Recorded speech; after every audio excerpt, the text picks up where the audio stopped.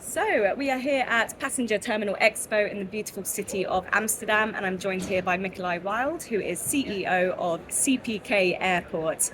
And we're here as well in their beautiful stand at the Expo. So, firstly, Mikołaj, thank you so much for joining me today. It's a pleasure. And to get us started, if you could perhaps give us an overview of the Solidarity Transfer Airport being built in Poland in a bit of a nutshell for us. CPK, or Solidarity Transport Hub, is a heart of the new transportation system for Poland, and it's part of the biggest infrastructure program delivered now in our country.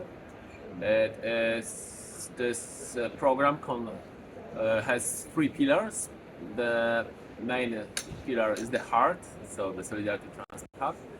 The other is the railway, so 2,000 kilometers of new railway lines, and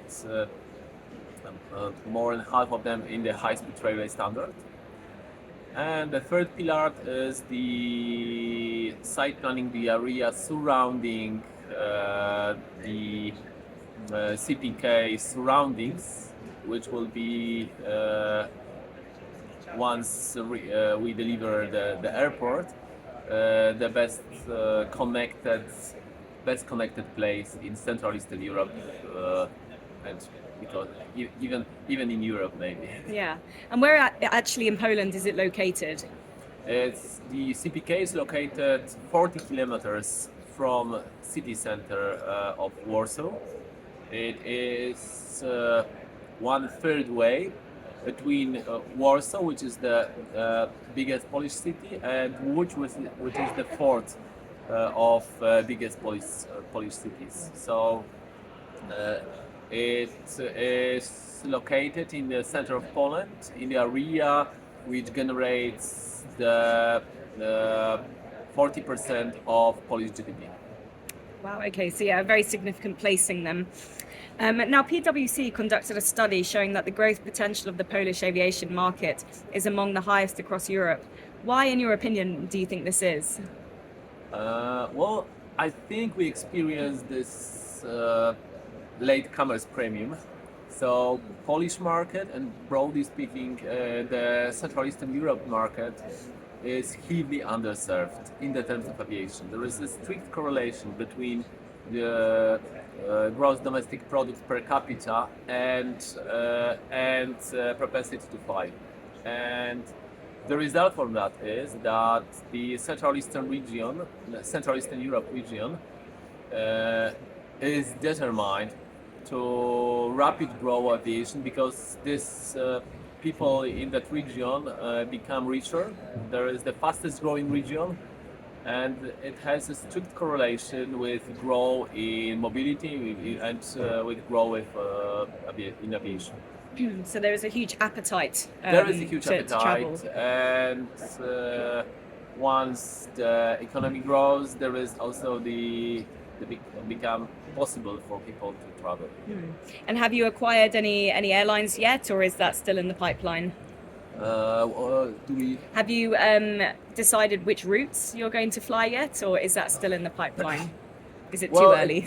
Partly it's still in the pipeline. The Polish national carrier lot has a big potential to grow. Is, I would say, the one of the last survivors in the whole Central Eastern region, because there are not many national carriers in that region, and of course we focus on the offer. Now, you mentioned it before, the railways. So I understand the high-speed railway network is part of the investment, making the airport a multi-modal transport hub. What can you say about the regions and passengers that it will be connecting, bringing all these people together? Well, I think it's worth to share that when we speak about the railway on the airport, we often imagine something like Heathrow Express, so the railway which comes here into the hair, just like the shuttle, but this is not the case of CPK. The CPK is placed in the center of the railway system, Poland, which means that all biggest cities of Poland are accessible in less than 2.5 hours time. And we establish also the connection to the neighbor states, which means we have a direct connection to so-called Rail Baltica, which connects with the high-speed railway, the Baltic states.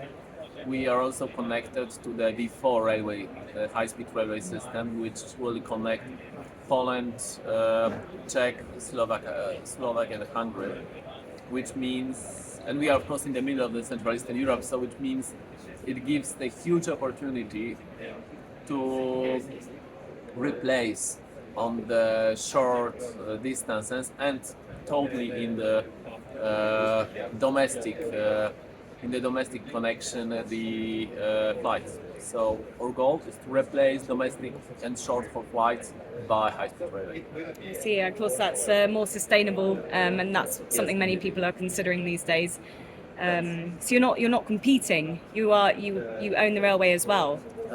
We do not compete, and we don't believe that we may deliver the sustainable transport by the strict legislation which prohibit, for example, long haul flights. Our mission is to establish the comprehensive offer for the consumers, and because of the gap in the railway infrastructure we experience in Poland, it's possible to benefit from this latecomers premium and establish the infrastructure which is fully integrated, fully multi-modal. This is this latecomers premium we have. Now, what innovative concepts are being undertaken with your partners? I know you're speaking about it in the conference here as well. Well, we take the systematic approach, so we focus on the multimodality, and our goal is to provide as seamless journey and as seamless transfer from rail to air as possible. At the same time, because we are for now one and only greenfield airport of that scale delivered in Europe, we may focus on the top-notch technologies, even those which need especially space reserved for that. For example, we may diminish not only the footprint of the airport as such. So we may, of course, we deliver this project as net zero ready, because it's a common standard, and definitely it will be the common standard in the late 20s. And but at the same time, we are able to diminish the footprint produced by the airlines. I give an example. We may reduce by the electric vehicle which move the plane to the runway. We may diminish the carbon footprints produced by their planes, because they don't need the engine on the once they're on the ground. So this might be our contribution. On the other hand, we invest heavily in biometrics in order to make the journey as seamless as possible. Fantastic. So it's going to be setting new standards for passenger experience and sustainability. Because we are not limited by the existing infrastructure. Aging infrastructure, yes. Starting from scratch. Starting from scratch gives you a huge opportunity. Absolutely. Now, by 2028, the airport is expected to have a capacity to welcome 40 million passengers per year. So how will the airport be geared up for this? I need to give one precise. So the first stage, we will be ready to accept at the first stage 40 million passengers. Well, of course, it won't happen at the 2028. But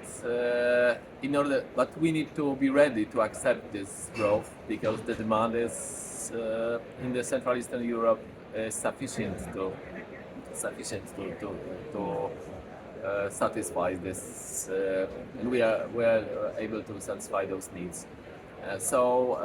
We expect to have the two runways, the capacity of the terminal with almost 5,000 square meters, and we expect to have a significant part of the passengers should be hub passengers transferring plane to plane or rail to plane. That's the concept. That's the concept of the airport. Okay, then. Now, in terms of 2023, then, what is on your agenda for this year? What's left to do?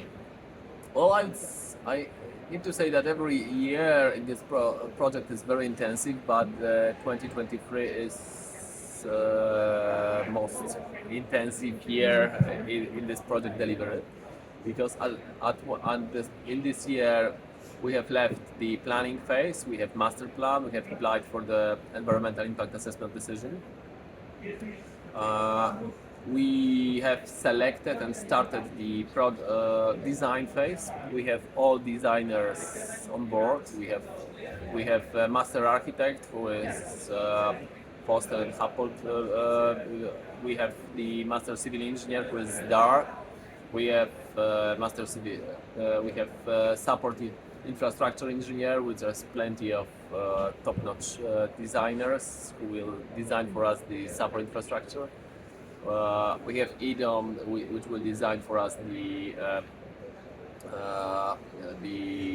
systems, architectural systems of the airports. Last but not least, we have also Hill, who will help us in supervise all those designers. And so we have moved from planning phase to design phase, because we deeply believe in so-called early contractor involvement.